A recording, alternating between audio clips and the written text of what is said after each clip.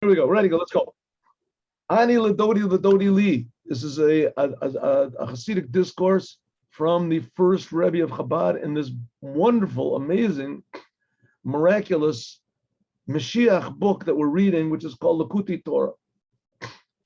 Just as an innuendo, all of Torah Chassidut is called Torah Mashiach. And Torah Chassidut Chabad is Torah Mashiach. The goal of the world, the purpose of the world, the solution for all the world's problems is the Mashiach. And one of the problems is the willingness to accept the Mashiach. We see that everybody they rejected David HaMelech and they rejected Moses, and nevertheless, and they rejected all the prophets, right? Isaiah and all these others. They killed Isaiah, Yeshaya, and they tried to kill Yirmiyahu. All the prophets were rejected. But nevertheless, God never rejects the Jewish people, never, ever even thought about it. And this, the Maimers of Hasidus are explaining that love of God, that infinite, unchanging, indelible, if you want to call it, love of God. No matter what we do, God is always going to love us. And we've tried everything. We've tried everything we can to make God just, abandon us. And it just doesn't work. We've even said he's abandoned us. And it doesn't work. He's never going to abandon us. It doesn't work. And here's an example. Every ELUL, every month of ELUL, we feel a little bit of God's love if we want to. Or if we're aware that there is such a thing. So the Rebbe is making us aware. The Rebbe is making us aware of God's love. That's the month of ELUL. Ani ledodi v'dodi li. I am to my beloved and my beloved is to me. We learned about this in the other, in the Dvar Malchut. Ani ledodi li. We have to always keep in mind, we've said this so many times, but it's worthwhile repeating it. And the Rebbe's also repeat it over and over and over again in their mimers. In fact, that's sort of the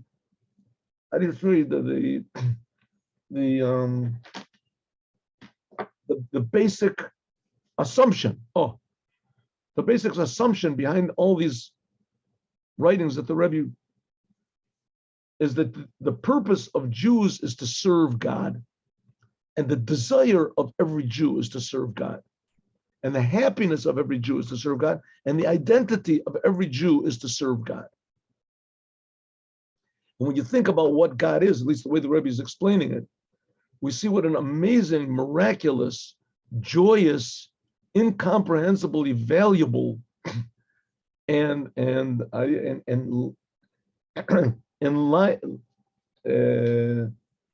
enlivening thing, if you want to go, inspiring thing this is, what God is. So just like we said before, God creates us. God took us out of Egypt. God cares about what we do. That's why he gave us the Torah. God helps us. God enlivens us. God inspires us. But the main point is that we should have this intimate relationship with God. We're sons of God. We're the wife of God.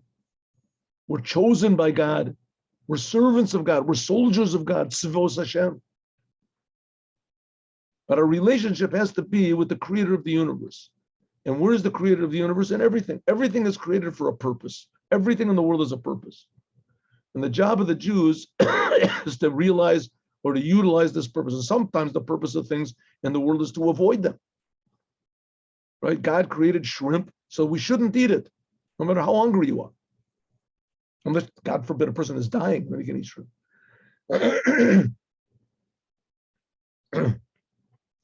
But in order to do this, we have to have a connection with God. We have to have some sort of love. We have to feel how precious God is, how incredibly precious God is, and that God is ours, Elokeinu.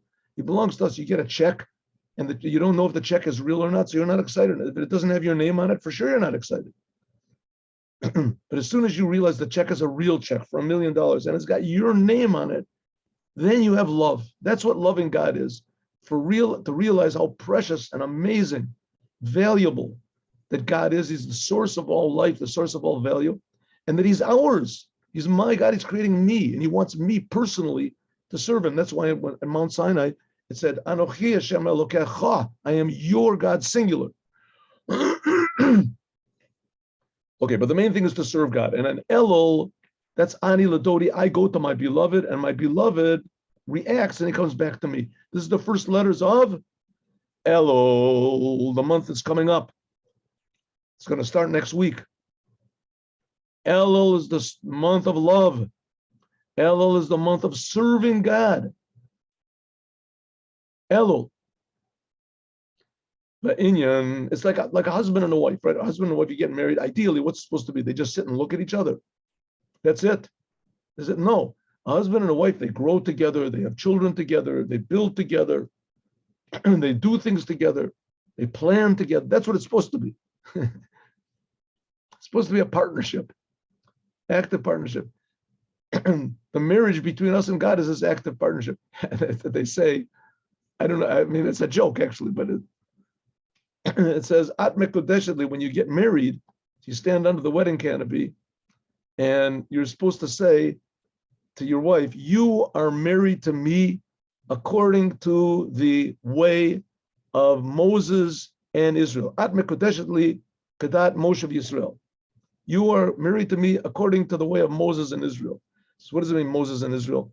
The same way that Israel gave Moses terrible troubles, terrible problems. It was a rocky marriage, but Moses never left the Jewish people. The same thing is also here. Even if it's like Moses and Israel, that there's all, God forbid, all sorts of terrible ups and downs, the relationship. And Moses, of course, was God's representative. If it wasn't for God, Moses would have left it, he would have left his job in a minute. He didn't even want to take the job. Even if the relationship between us and God is a rocky one, up and down, but nevertheless, Das Moshe Yisrael, God will never leave the Jewish people. The love is always there. In Elul, in the month of Elul, Matchil begins Bechinas Ani Ladodi. The month of Elul, that's the month where we go up to God. Now we're going to learn later on that, of course, we have to have inspiration in order to go up to God. We have to have inspiration. And it's going to say that the king, God, comes out and makes himself accessible to everybody. It's like a king in the field. That we'll get to. God, I hope, hopefully today we'll see. And Elul begins our service to God. Ani. The month of Elul starts with Ani. Of course, it's assumed, right? Where did this Ani come from? God is creating me. Where did I get the inspiration to serve God at all? That's also from God, inspiration, right? God is creating me. So of course, God, he really began the whole thing. That goes without saying. At least the Rebbe is not saying it now. He's going to say it in a minute. But the month of Elul, we start serving God. Ani Ladodi, I am to my beloved. The Rebbe is also, he's Moses here. He's inspiring us. Ani Ladodi, I am to my beloved. My beloved is to me. Rosh Chodesh says Elul. These are the first letters of Elul. The Inyan means like this, and the Elul Matchil begins. Bechinat Ani Ladodi. In the month of Elul, we begin serving God from below to above.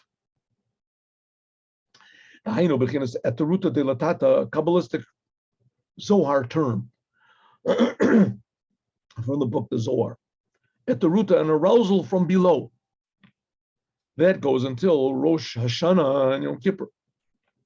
On Rosh Hashanah and Yom Kippur, 1 second, let me make this a little bit bigger here. There's a way to go. There we go. Excuse me.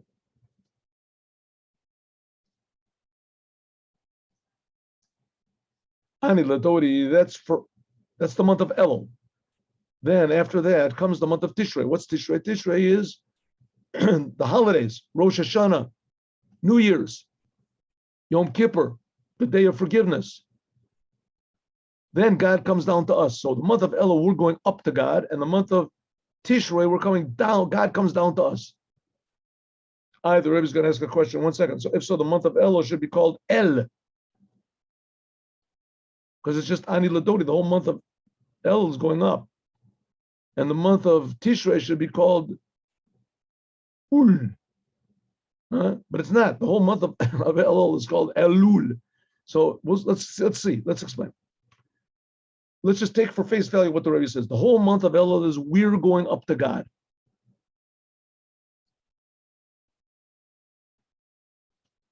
But on Rosh Hashanah and Yom Kippur, God, so to speak, comes down to us. Like it says, God's left arm is under my head that lifts me up. And God's right arm hugs me. That Rosh Hashanah to Yom Kippur, this is God's left arm. That's fear, because then is the time of revealing God's power. And God's right arm embracing me, that's the holiday of Sukkot. Sukkot, it surrounds you. The Sukkah surrounds you, like God's right arm. So when does God come down to us, embraces with his left arm and his right arm? That's on Rosh Hashanah Yom Kippur. But before that, we're going up. That's the month of Elul. And therefore, therefore God is called the king. Why is God called the king? We say it 100 times every day. We're supposed to. Melech Olam. Because God's kingship rules over all the worlds. God's kingship, according to Kabbalah, is the lowest aspect of God, Malchut. And that's the highest aspect of all the worlds. That's on top of the world. That's the king of the world. Even the highest of worlds, there falls on them fear when the king reveals himself. When does the king reveal himself? On Rosh Hashanah and Yom Kippur. And this is also drawn down al klalos neshamash Israel, on all of the Jewish people, to accept the yoke of heaven on them. That's what happens Rosh Hashanah Yom Kippur. We have the fear of God is on us. Call Hashanah the whole rest of the year. Because the fear of God and his love, we cannot create it ourselves. But it's a ray that's drawn down from above. Right? A person can teach himself to love music, can teach himself to love art, can teach himself to love his family, his wife, his children. But the love itself that's there for God, this is the thing you can't teach yourself, the love. I mean, really, you can't teach yourself the love for your family either. The fact is, but you can at least your family and your wife and your children, you can see it in front of you. But the love that every Jew has for God, sometimes just wakes up without any logic behind it. There's no reason. Be'et uzman itgaluto, when it's revealed, that's Rosh Hashanah, that's the time of fear.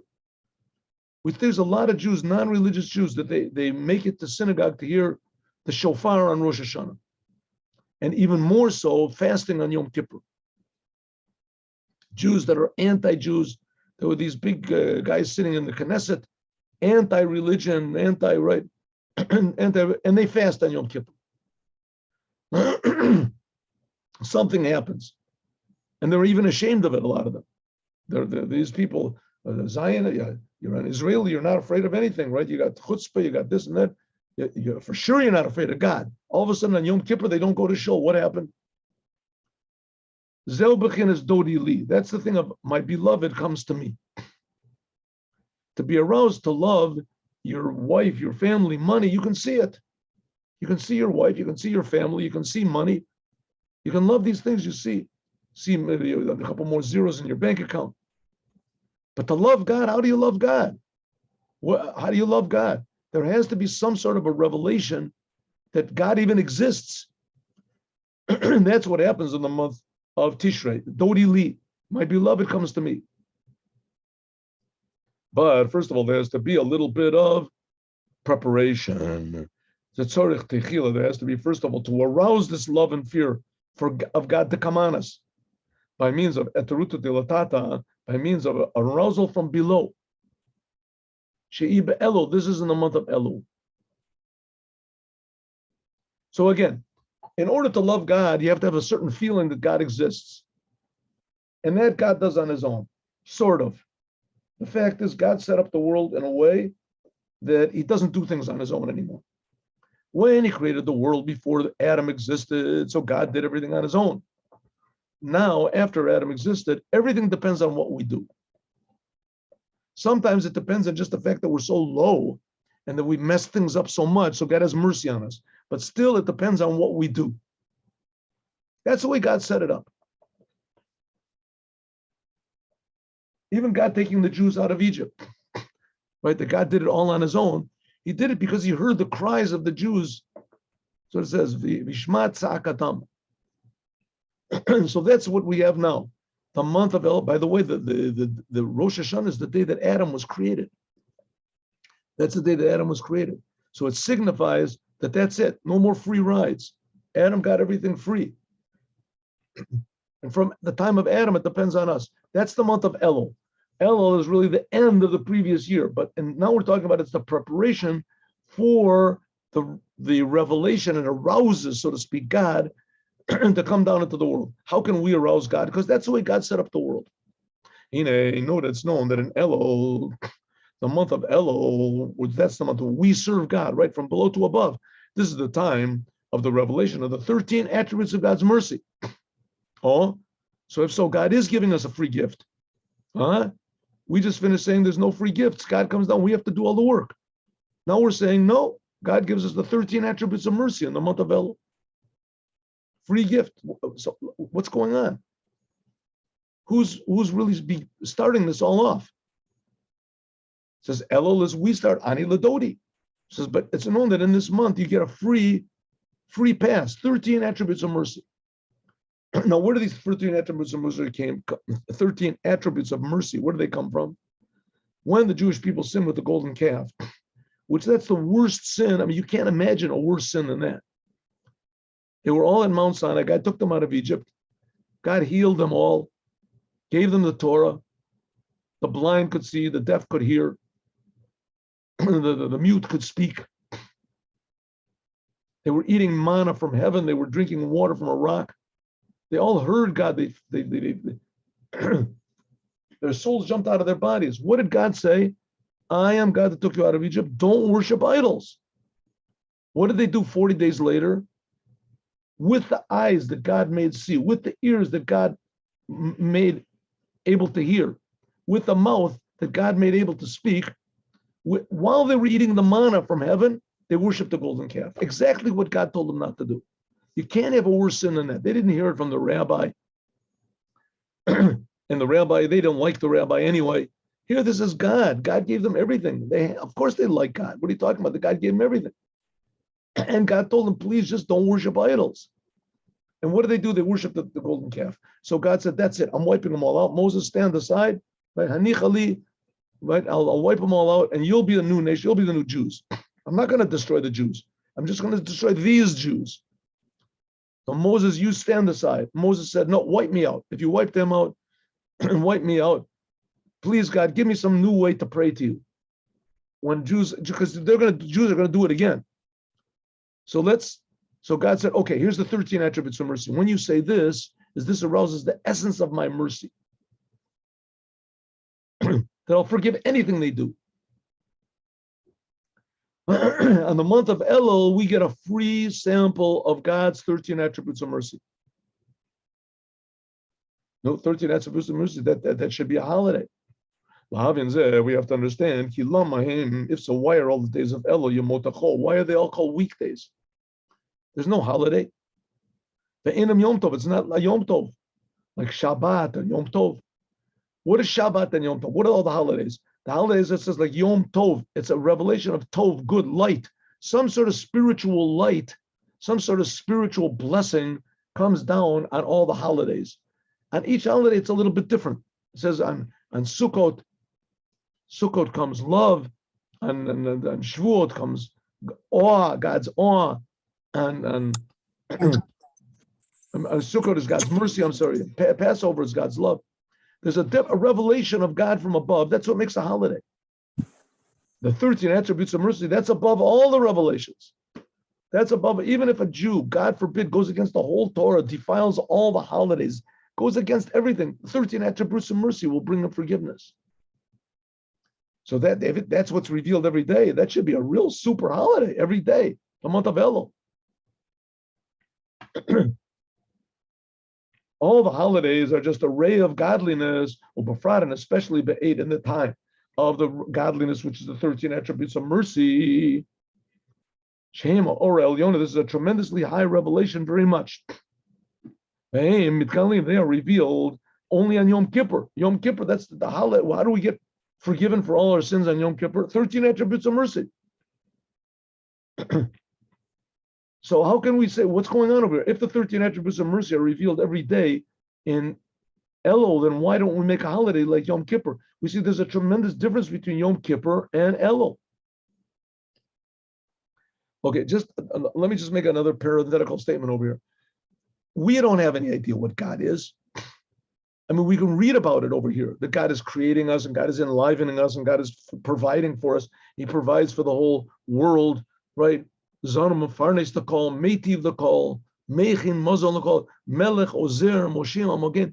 We just believe these things. We believe that God is a king, and we believe that he helps us, and that he saves us, and that he protects us. Ozer, Moshiach Mogen. We believe in these things, but we don't know what it means to see God. God is not a thing. He's not a thing. He creates all the things. What does that mean? He creates me, God. What does it mean? We have no idea what this means, but the Rebbe does have an idea what it means. And in the days of the Mashiach, that's what everybody's going to be interested in. Only that. Only that. That's what everyone is going to be interested in and occupied in, is understanding and feeling God. Like nowadays, people are interested in politics, who knows what, in money, in pleasures, whatever people are interested in nowadays. But God is not a real reality. The fact is, God is the ultimate and only reality. God is creating everything. We don't feel it. We're so tremendously far away. But all of the holidays give us a little bit of a sort of a vague feeling of what's going on. And by means of the Rebbe talking about it, letting us know what's really going on, we get, the feeling becomes a little less vague. Okay, but this one is really out of the ballpark.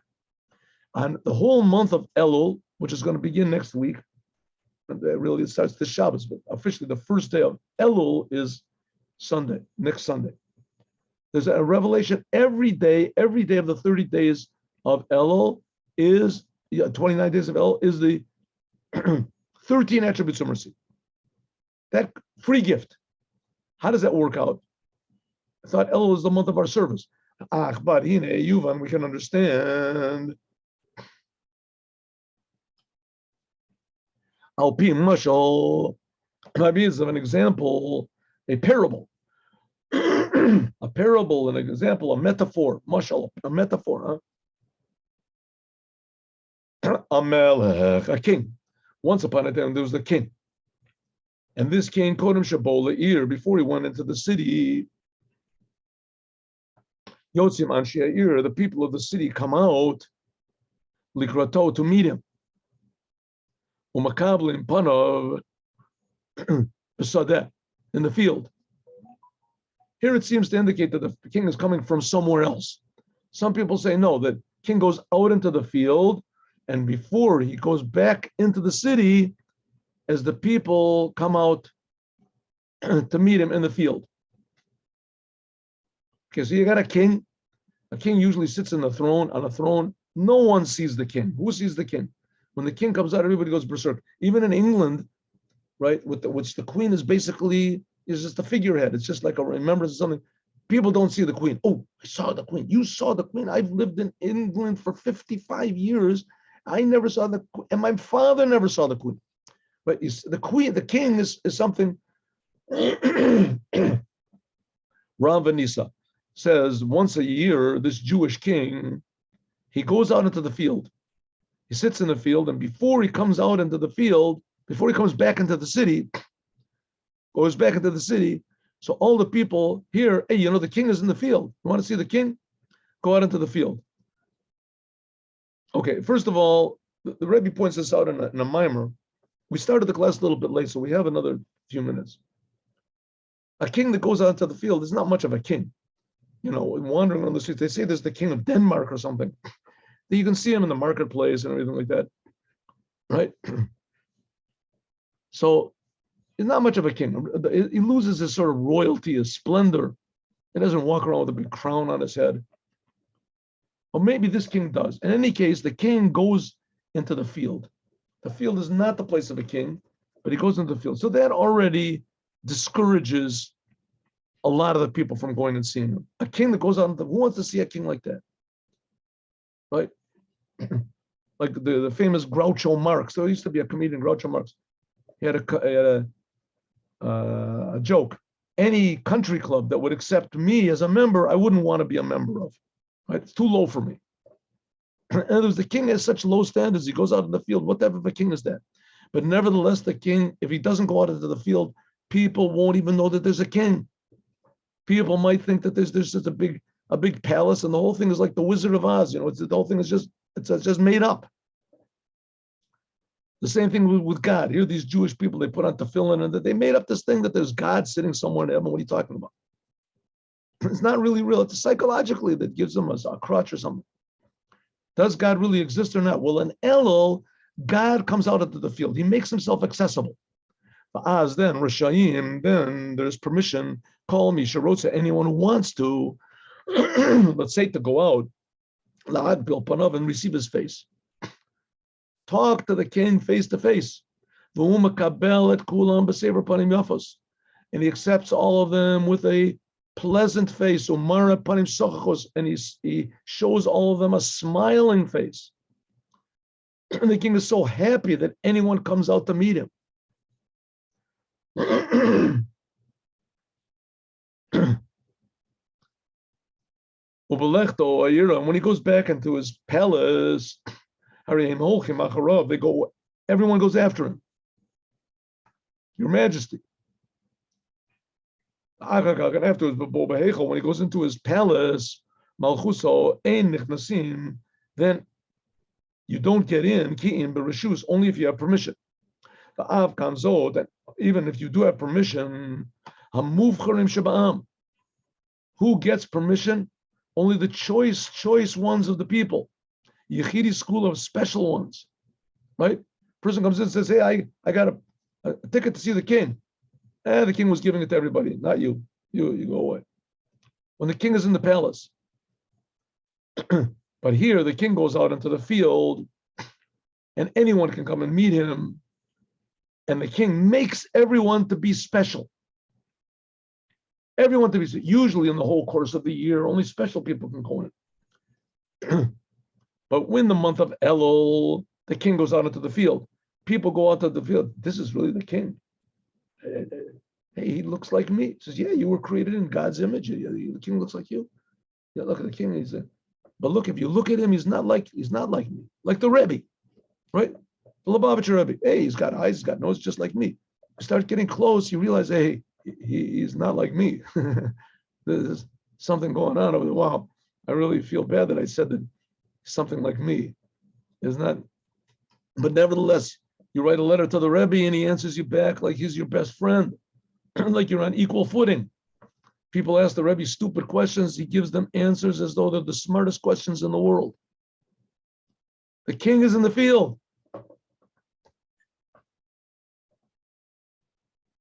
And anyone who wants to can come and get the king.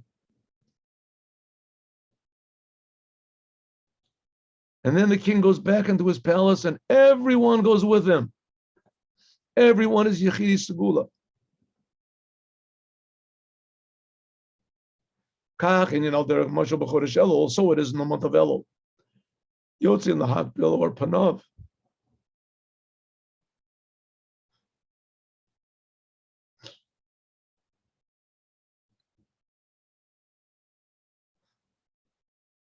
Excuse me, I'm sorry. Everyone goes out to meet the king of we see the face of the king in the field. Because behold, Kasiv, it is written, that God shines his face on you. That's in the blessings of the Kohanim. God shines his face on you. What do you mean God shines his face on you? That's the blessing of the Kohanim. God shines his 13 attributes of mercy. That he shines his face on you like it was on Mount Sinai, face to face. I know, namely, that will shine God's inner will, l'makar l'shamas Yisrael, to the source of all the Jewish souls. Al Yadei, by means of Shia Ikar Penimius Ratzono Elav Yisparech. Okay, so here we have this love relationship. It goes back and forth and back and forth. God comes out of he sees the whole rest of the year that everybody forgot about him totally. So what does he do? He goes out into the field. People say, hey, the king is in the field. People come out into the field to get dollars, whatever. They go out to the field and they see, wow, this is the king. This is something pretty special. The king says, okay, fellas, I'm going back into the palace again. Rosh Hashanah, Yom Kippur. Come with me. Come on. We're all going to go into the palace together. And he takes everyone back into the palace. Says the same thing is with us and God. Let's make it real terms. We see something around, says, no, there's 13 attributes of mercy that's being revealed in the month of Elul. It's accessible. You just have to go out into the field. You just have to go out of yourself a little bit. Go out of your normal expectations of what you think is real and what you think is good and what you think is the goal of life.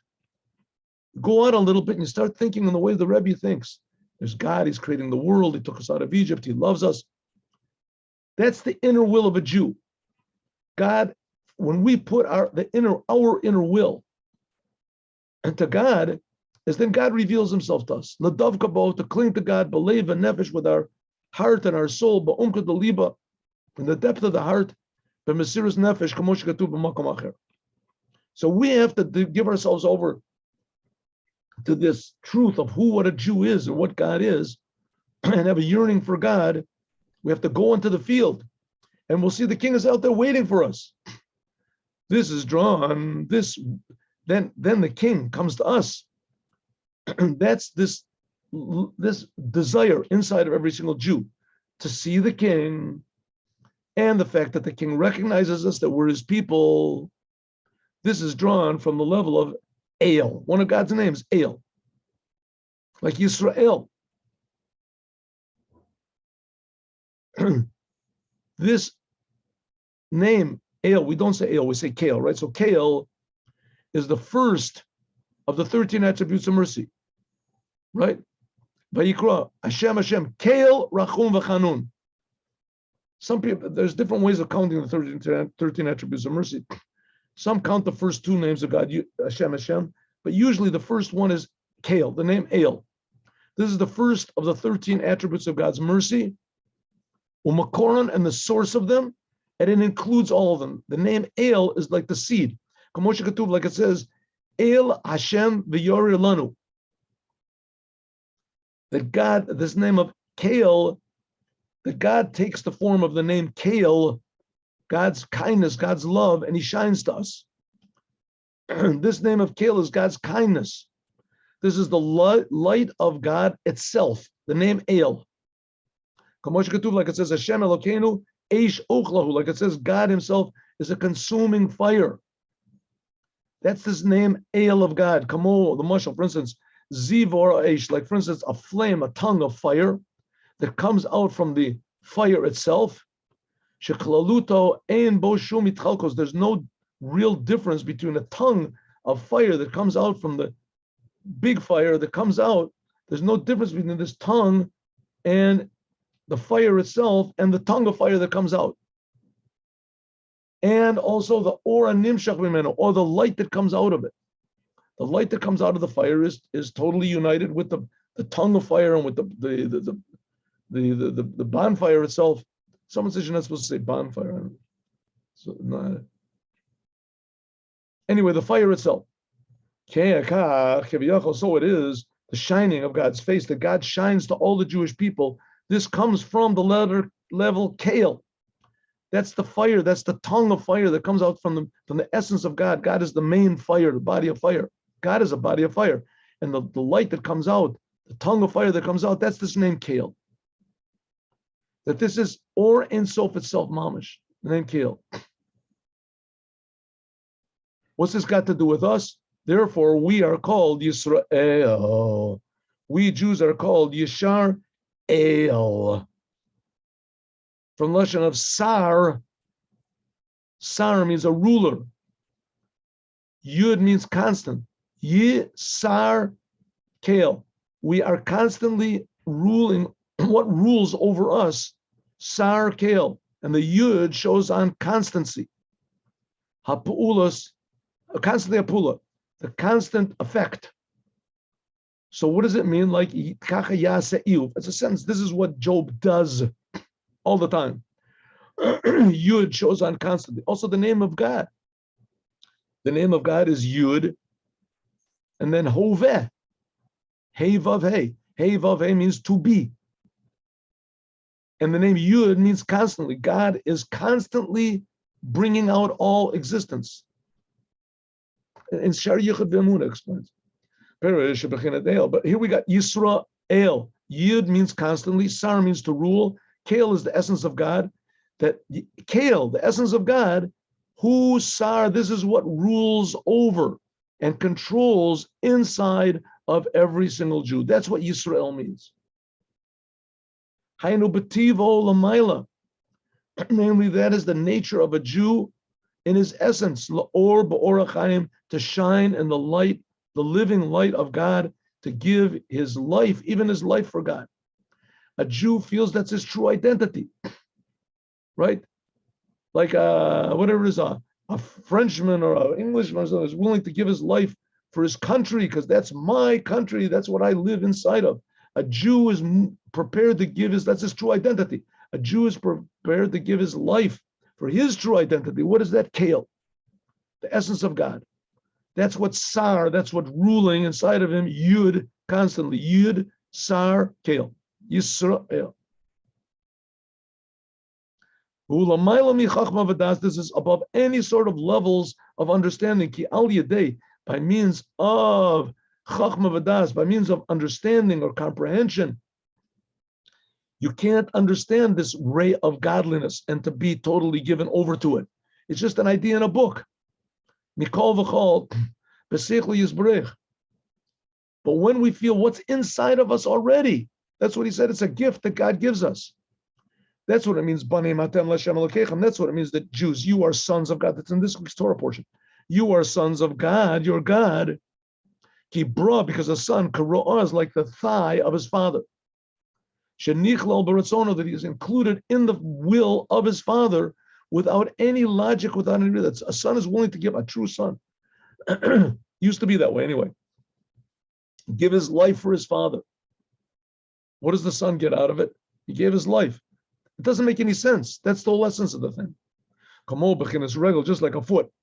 Shabbat l'gav rosh, that it's negated to the head. Ve'en lo ratzon shelo klal, right? Like your heart, your lung, your feet, they're all totally negated to the brain. When they retain their connection with the brain, then they have a true identity. It's part of a person. If not, that's sick. The same thing a Jew. A Jew, if he has his connection with who he really is, this name Kale, then that activates him. He becomes activated like King David. King David didn't even used to sleep. That activates when your Jew feels this. He's able to meet any of the challenges that God presents him in life. He has no, so to speak, will of his own. He doesn't make his own decisions. He makes God's decisions. He decides what's right. Right? We've talked about this a lot of times before. Like an orchestra, everybody does what it says in the music. Then it comes out beautiful. Then the instrument is used for what it's supposed to be used for. V'zehu, that's what it means. That's what it means. Negate, surrender your will before His will. That in order that it can shine. The person, this level of inside of God's will, that's the name Kale. A person has to surrender all of his desires to God. That's the month of Ani Ladodi. That's this month of Elul. Ani Ladodi, giving ourselves over to the essence of God. But first of all, God inspires us. He comes out into the field. As we'll talk about more, God willing, tomorrow. Now let us do the Devar Malchut. Whoa, that was a real knockout over there. Here we go.